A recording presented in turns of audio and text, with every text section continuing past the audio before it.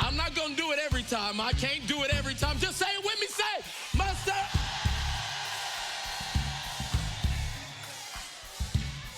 Somebody.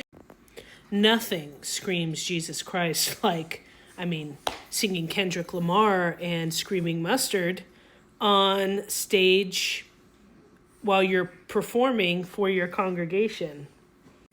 Let's break this down.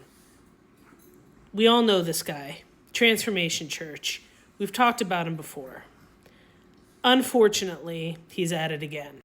This time, not only is he wearing pretty feminine attire, but whatever. You do you, boo. He is on the stage, a stage, not a pulpit, not behind a pulpit, on a stage at his giant church, encouraging his congregation, the sheep he's supposed to be leading, to a Kendrick Lamar song, who is a secular rap artist, and screaming mustard, and no, not the condiment. Mustard is a beat maker, kind of like Timberland used to be back in the day, Nate Dogg, current guy. And trying to hype up his congregation, right? To receive what the Spirit of the Lord is saying. I don't know about you, but that would have been my clue to walk out. First of all, I would have never even gone if it was a giant church like that. But we have made Christianity a show. We have made church a performance. We have made it a theatrical performance. It is no longer about worshiping the Lord. It is no longer about reverence. It is no longer about bending a knee to a holy and righteous God, to go to be full of the Spirit and to be convicted so that we could walk in the spirit of the flesh. No, no more.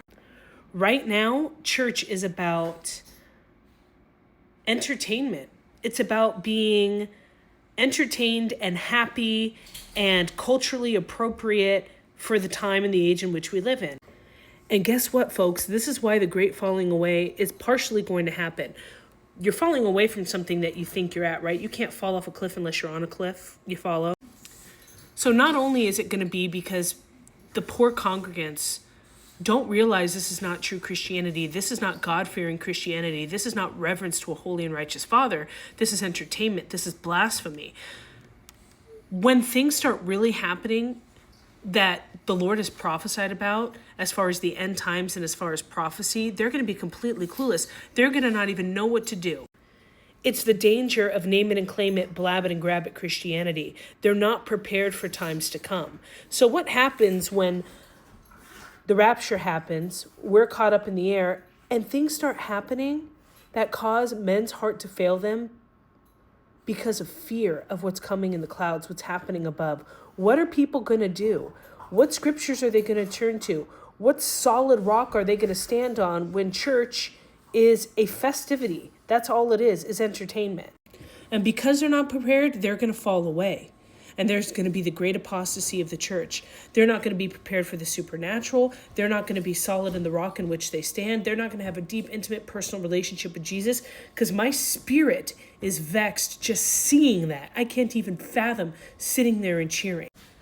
This absolutely has nothing to do with your culture. This has nothing to do with where you're raised. This has nothing to do with race. It absolutely has to do with the Word of God. This absolutely has to do with understanding that the God we serve is supernatural. He's outside of time and space. He's a holy, perfect, and righteous Father. And the book that he gave us, this one right here, yeah, mine's a little tore up. I've used it a lot. This one right here, that is a love letter written outside of time and space from essentially an extraterrestrial God that made us in his image, who told us the entire plan for the beginning all the way to the end of eternity, and wants nothing more than us to follow his instruction, not because he's some domineering kid with a magnifying glass frying ants on an anthill because he's super controlling. No, because he loves us and he sent his son to die for us, and because he bought us with and purchased us with the price of his blood, and he loves us so much he wants us to be prepared for the times to come.